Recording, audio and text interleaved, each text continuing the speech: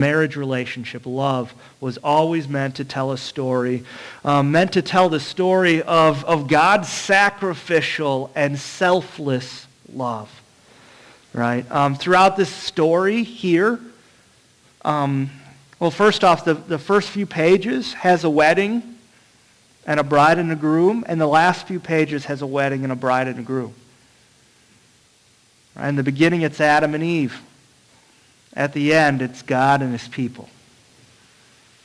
Right? And in the New Jerusalem, God's redeemed people come to him like a bride coming down the aisle. Right? And their dwelling, the dwelling place with God is with man. Right? They're living together. They moved in. And they're bonded forever. Right? And throughout this story, you see God calling to the people of Israel. He's calling them his bride. He's calling them his wife. When they run away from him and worship other gods, God uses this language of them being an unfaithful bride, like a prostitute going after anyone that they can find. They even compare Israel to being like a wild she-donkey or camel or something, sniffing the winds of the desert, looking for another mate. Right? But continually God calls Israel back and says, I loved you. You know, and you betrayed me even though I was a husband to you. Even though I cared for you since your youth. Even though I loved you in the deepest and richest ways. You went looking for other things to fulfill you. Other things to make you whole. Other things to protect you. And God calls humanity back to him and says, those things are nothing. They might promise a lot and they might make you feel good, but ultimately the only one who can protect you is me. The only one who can fill you with their love is me. The only one who can make you whole and give you security and give you an everlasting future is me. Return to your proper husband. And I'll protect you and I'll love you. And I'll forgive you for everything. And 5:25, it says, for husbands, this means love your wives just as Christ loved the church. He's talking about people, right? Not a building. And he says he gave his life for her to make her holy and clean, washed by the cleansing of God's word.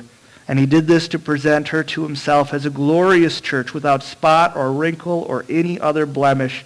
Instead, she will be holy and without fault. Right? And the idea is that she's been living on the streets. Right? She's wearing torn up pantyhose, standing on a corner looking for any man she could get. Giving herself away freely. That's the church. That's humanity. And God was searching all those streets. Looking at all those girls, looking for his. And he called humanity back to him. And he took the punishment. And this is becoming a really weird analogy, but he took the punishment. It's like the pimp killed him so she could get away. Right? He was willing to lay down his life.